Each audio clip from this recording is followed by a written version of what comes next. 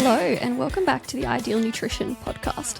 My name is Torwen and I'm here with my co-host Aidan, and today we're going to give you a bit of an insight into 6 things that we've changed our mind on. Aidan, would you like to start? Sure. No, I'm excited for this. So we haven't spoken about this off air, so I don't know what you've changed your mind on. I don't know if you checked the outline, but I put mine in there. But I'm going to start off with, there is 3 things. So I'm going to start with the first one. So metabolic adaptation versus metabolic damage. And I did change my mind on this quite some time ago, like quite a long time ago. But for my format of how I'm going to do this, I'm going to start with like, why did I think what I used to think? And then why did I change my mind? So previously there was a concept called metabolic damage, which is this concept that still, I do think a lot of people would still believe this as well, where it's like, let's say you spent many years dieting or you did a very aggressive diet or anything like that, that your metabolism could be almost permanently kind of suppressed due to that, even many, many years later. I've spoken about this a bit on the podcast as to one of the reasons I would have believed this, and that was the Biggest Loser study, where like 6 years after the show, their metabolic rate, so their BMR was about 500 calories lower than you would have otherwise expected. To be fair, it's not quite like an extreme in their case because their basal metabolic rate was still quite high. It was still over 2,000 calories, and like their total daily energy expenditure was still well over 3,000. But I would always look at that through the lens of empathy and still be like, hang on, like having a BMR be 500 calories lower is like perpetually dieting at a rate of like a 500 calorie deficit just to maintain your weight. That was one of the biggest pieces of evidence I went with. And then the second piece of evidence was just working with people. And there was a lot of people reporting quite low calorie intakes and then their body not really responding how I would have expected. So what made me change my mind? The first thing was just seeing all of the other research. And as each and every study was coming out, / me also looking at studies that were already available, I saw that the picture was kind of painted in a way where it's like, we've got this one study over here showing one thing and every other study showing something different. Basically, all of the other research shows that the body cares far more about what we've done recently than what we did many, many years ago. Metabolic adaptation goes in both directions. If we end up in a calorie surplus, our metabolic rate increases a little bit. Metabolic adaptation goes in that direction. If somebody hypothetically lost heaps of weight and then regained weight over time, it should be adapting in the other direction as they are regaining weight over time. And it's a relatively short-lived thing. Like if somebody's at maintenance calories for about 4 weeks, usually it's like back to normal apart from under extreme circumstances. You can then go back to the experiences working with clients. And the thing that kind of changed my perspective on that is, to this day, we still don't have any cases with people being on quite low calories with all of the food provided for them where they're not losing weight. We see it heaps in the real world, but we also have all of this data on underreporting existing, showing how prevalent it is. And just the fact that we don't have anything showing this in controlled environments kind of moved me towards this direction of metabolic adaptation going in both directions. Love that insight. I think there's a few things that might pop up as we go along the day, but 2 of them are probably going to be the fact that more research, us looking at more research, and then also working with clients in a space can definitely change your opinion on certain things. So my first one then is GLP-1 medications. So I used to be, I'd say, pretty cautious of GLP-1 medications, especially when they first started becoming a thing when I was still at uni. And everyone was talking about this magical Ozempic that would help with weight loss. Now that again was before I did a bit more of my own research and as well as actually working with clients who take GLP-1 medications. So I still think there is a nuance as to when these medications should be prescribed, but I do generally think I've come around a bit of a corner and can see how incredibly effective they can be for appetite regulation, blood sugar control, weight management, particularly for those who have struggled with long-term lifestyle approaches alone. And in research, they do consistently support that 15 to 20% extra weight loss on top of placebo, which, I mean, that is clearly extremely significant. So while I still believe that they're definitely not a replacement for a healthy lifestyle, I think when they're combined with proper nutrition advice and exercise, I do believe that they can be a bit of a powerful addition for some people. I had a similar-ish learning during university. Obviously, this is how many years ago? I graduated 10 years ago. Like, dead set, we're talking like 15, a bit under 15 years ago.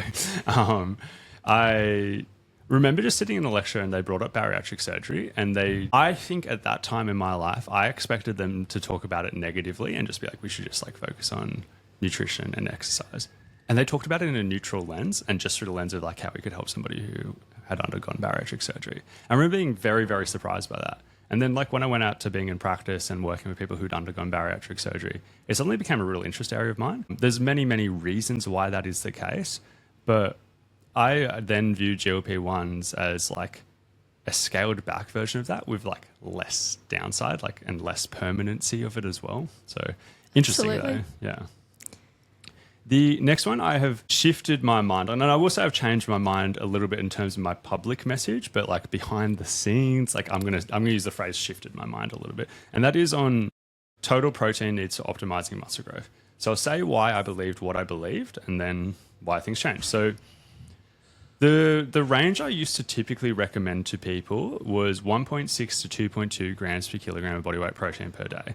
And the things that made me believe what I believed there was two major reviews from very, very smart people. So one was a narrative review from Brad Schoenfeld and Alan Aragon, who are, as I said, very, very smart people. And they were talking about how much protein can the body absorb in a single sitting. And they were making a bit of an argument for total protein needs being more important, but this still mattering. And they went through basically all the research and concluded that somewhere around the 1.6 grams per kilo of protein, muscle growth seems to be maximized for basically everyone, right? But then they put a confidence interval above that at the 2.2 range to kind of like cover outliers, because we know outlier ranges will exist. But then that was like 2016, 2017. And then 2018, there was a study that was looking at protein supplementation. And it was a meta-analysis, and it did the same kind of review and came to the conclusion that muscle growth was maximized at 1.62 grams per kilo, and then same kind of thing, confidence interval 2.2. And it's like, hang on, these two major reviews come to the exact same finding. That's kind of what I'm going to go with. And a lot of people in the evidence-based community were also doing the same. So I don't like to think I'm smarter than other people in that space as well. So I'm like, hey, there's a lot of people much smarter than me also saying this number as well. But there were a few reasons that had me questioning it still. Reason number one, bodybuilders have always gone higher than that. If you just look anecdotally, there is observational research looking at bodybuilders showing almost everyone's doing 3.0 plus grams per kilo. And I still wouldn't just go based off of that, because I'm like, well, there is the potential that they're doing that despite the research and it's not actually helping. Like maybe it was maximized around 2 grams per kilo, but they're just having more, and that's fine. But then number two, and this is possibly the bigger one, is every time I'd open a study that compared like 3.0 grams per kilo of protein versus 1.6, where it's theoretically going to be maximized for most people, 3.0 would always outperform. Like I would open the study and just have a guess, be like, which one led to more muscle growth, and would always be right with the higher one leading to more muscle growth. I was like, how is this true? And so I had those in the back of my mind, and like working with people, I would always go on the higher side of things still. But the thing that changed my mind, and I unfortunately realized as I was prepping this, I'm going to credit the same people twice, which is not a great look, but it is what it is. I read an article by Stronger by Science that basically said why it's time to move beyond the 1.6 to 2.2 grams per kilo range, and just made this like really compelling argument for why that range should be kind of revisited. And in there, even one of the things they did was they literally charted out the research, like it's Morton et al. I haven't put it in the show notes for this, but it's the 2018 review. And they literally showed on the chart that's like, even in that study, when you went higher than 1.6, it led to more muscle growth. I was like, well, that's pretty like cut and dry. It's pretty simple. And then they showed more recent research since then that also kind of supported that. And then they also made a bit of a point about how there's not actually that much research that goes much beyond that to even show these kind of things. But what is pretty clear is that there is diminishing returns. And going above this kind of range is probably leading to slightly more muscle growth, but it also cuts into your opportunity to get other nutrient-rich foods. So where I kind of stand now is like, if somebody's sole goal in life, which I'm fully supportive of, is to maximize muscle growth, going well above that range probably makes sense. But there is a cost to doing so in other areas. If somebody just like wants to build heaps of muscle and they want to do like 95% of what they can do, I've simplified down to just being like 2 grams per kilo body weight is probably a good target for somebody in that position. Yeah, I think that makes a lot of sense. And I think adding a bit of context to our listeners, obviously Aidan works a lot with very active people who do lift a lot of weights and potentially have a lot more muscle mass, and also calorie expenditure as well. So they can eat a lot more food, which means if they're still meeting their other nutritional requirements, going a little bit higher than the 1.6 makes a lot of sense if there's space to do so. And that's definitely the case with the bodybuilders as well, where it's like, you look at some of the calories like they're getting up to, and it's like there's space. Like there's room for this. Like if they weren't doing this, they would either need to be having quite high carbs, which they likely are doing anyway, or increase their fat higher, which like after a certain point probably doesn't make sense either. Now, Aidan doesn't know what my next one is, but it actually ties in quite perfectly. So protein absorption at a singular meal and where we should set that target. So the fact that for a while it was quite widely spread that you can't absorb more than 30 grams of protein in one sitting and the rest is just wasted, which is something that I don't think I ever believed. But again, if you don't have the knowledge, and I was in high school, I wanted to build muscle. I was like, yeah, let's go, 30 grams of protein, perfect. Now I view it a little bit differently. So the truth is that, of course, you absorb more than 30 grams. That's not really a doubt about that. So calories and amino acids don't just completely disappear. Your protein is broken down. It enters your bloodstream regardless of how much you eat. It's going to be there. The idea, I guess, from the 30 grams comes from research on that specific muscle protein synthesis and how much of it can be used in terms of stimulating muscle growth. So some studies do still support that muscle protein synthesis tends to peak around the 20 to 40 grams of protein in a singular meal. And that's how much will stimulate the muscle building, but it's not how much is absorbed. So there's definitely some flaws in terms of interpretation there, that absorption does not mean everything is used for muscles. Amino acids from protein are also used for other things like energy, repair, enzymes, hormone production, lots of metabolic needs. The fact that the second thing there, whole meals also can change the response. So the fact that you're having carbs and fats, you're slowing the digestion and potentially extending the period of time over which those amino acids are available in the blood, means higher protein meals could still be beneficial. And then, like Aidan's been chatting about, obviously total intake matters so much more. So long-term research really does support that the total daily protein intake is more important for your muscle gain rather than capping meals at 30 grams. And if you do look through it, if you're looking at a bigger athlete, capping meals at 30 grams might just not reach that total intake across the day anyway. So I would say, look, still aiming for the 1.6 to 2.2 makes sense, and then distributing that over the course of the day around the 0.4 to 0.55 grams per kilo of body weight helps. Yeah, that latter point was the one that always got me, where I remember seeing, I won't name them, but very specifically some sports dietitians who are working in the rugby league world putting out content saying that like 30 grams is the limit. And I get that 30 grams is simpler than like adjusting based on body weight, but I'm like, I really hope they're not saying this to their front rowers. Like, I really hope that, because it's like you found a way to like make them worse at their sport if that is what you've said. Because even if we do a bit of maths, and let's say you have a 90 kilo athlete, yeah, that's probably on the lower end for a front rugby player. Yeah. 2 grams, we'll go with, let's say, just roughly 180 grams of protein. If you're only having 3 or 4 meals with 30 grams of protein, you're not going to quite cut. Yeah. It's not going to cut it. Yeah. Absolutely. The next one that I changed my mind on, it was another one that I was like uncertain of, but I would kind of sit on both sides of the fence, and now I firmly have a position on this, is PCOS and basal metabolic rate. So there's many reasons why losing weight with PCOS can be harder, but starting with what made me think what I thought. I was aware, and this was like very early in my career, probably my first year as a dietitian, I was aware that PCOS came with challenges, but I wasn't an expert on PCOS at that time.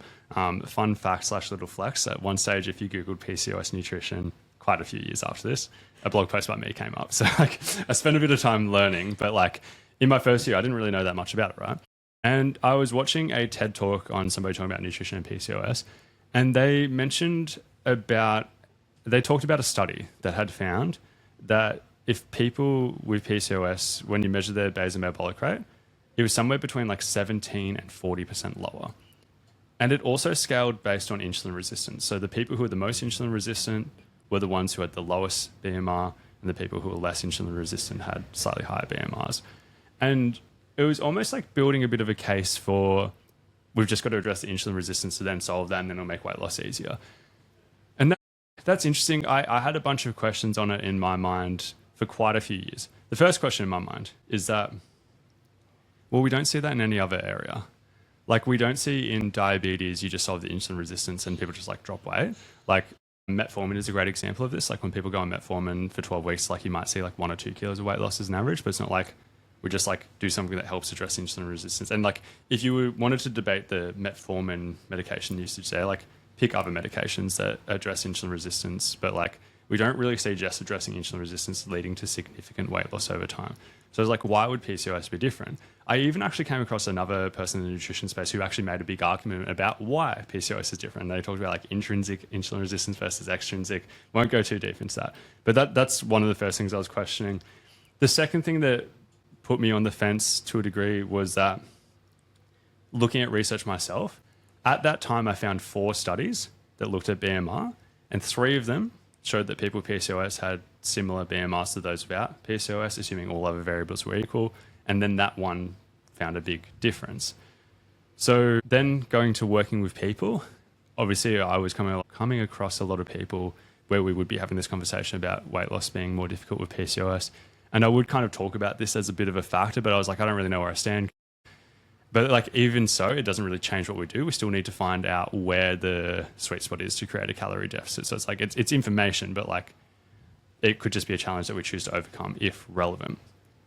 And then the unfortunate thing of me, kind of crediting someone twice, is Stronger by Science. I promise I read way more content than this, so it's shocking that I've done 2 in 1. But Stronger by Science did this article breaking down this concept, showing that basically it isn't different. And an odd thing for me about this one is they found something that was like 19 studies, and there had been plenty of research that had come out since I first looked. But the thing is, like, of the 4 I found, there's probably like another 4 or something out there as well. So I was like, I just missed a bunch as well. But they basically found of like 19 studies, 1 found this reduction and like 18 didn't find a reduction. And then obviously this is a massive article, and they went so much deeper, and they basically, like, without like directly accusing this lab, they basically showed that this lab was having really dodgy readings with their like resting metabolic rate testing equipment. Like they were just having readings that just didn't make sense. Like some people's like metabolic rate was measured at like 500, and then others is like above 3,000. It's like, we don't really see like either of those. Like, who's got a resting metabolic rate of like 500? So it's like, if you ignored that study, you would just assume that PCOS and BMR, like, they just have a normal BMR on average. And it could be, and we've done content on this, there's many other reasons why weight loss can be harder with PCOS. It's just that basal metabolic rate is normal in that case. That's some awesome insight, I think, for people that are listening, because whatever we do with clients, we still try and find where that active deficit for them specifically is. My last one then is around intermittent fasting and not eating first thing in the morning. So I used to be quite anti-intermittent fasting, full stop. And I think now I see it as a bit more of a nuance. So in the past, if a client came to me not eating anything for breakfast, I would always recommend that we add that in. Now, I do still stand by the fact that breakfast is such a useful meal to support good nutrition generally. So it's often a meal where we can get in a decent amount of protein, whole grains, fibre, and it does support appetite regulation later in the day as well. So I see a bit more nuance, like I said, now more around the fact that people just have different preferences and different eating patterns that work for them. So if there are no issues around binging or overeating later in the day, and people have the preference of doing something like intermittent fasting or just potentially just starting eating later in the day, I'm more okay with that than I used to be. So especially if weight loss is the goal, we know that it can be linked to a lower calorie intake when done correctly. And as long as overall general nutrition is adequate, I'm actually okay and happy to support you with that. Yeah, absolutely. A curious one I've got is gut health related stuff. Like, if somebody wasn't having breakfast, then there can be some forms of fiber that might be less likely to be had, like certain whole grains and stuff like that. And then also you might run the risk in a way of, like, to get to a good fiber target, having to have so much super close together. But like, as a general thing, I'm like, I don't think that's too big of an issue. The other one I've got on there is like, if the meal frequency gets too low, is nutrient absorption. So we haven't spoken about it in this podcast, but like in the last podcast, we would have spoken about, was the last one? Or the one before? Last one, yeah. The last one we spoke about iron and calcium and a few other things. And if somebody took it to an extreme and they're doing like 1 meal a day, like that's going to have issues there most likely. But from a like overall health perspective, like it's clearly fine, like intermittent fasting just in general. Yeah, as long as we can make sure that for you specifically, we can get your nutrition that you need in across the day. And again, there are instances where I still will advise and say, hey, actually for you, I don't think it's worth doing. If you're an athlete and you need to refuel after a session, there's no reason to be waiting for lots and lots of hours. But hey, if that's your own personal preference, I'm more open to telling you how we can do that safely. Absolutely. Well, cool. We'll wrap up here. Hopefully you found that interesting. I don't know if people listen at home and they're like, oh, I can't believe you changed your mind on that. You should have known that all at the start. But I don't know. Everyone changes their mind on stuff. So it is what it is, you know. But we'll wrap up there. If you haven't already, if you could please leave a rating and review, we would massively appreciate it.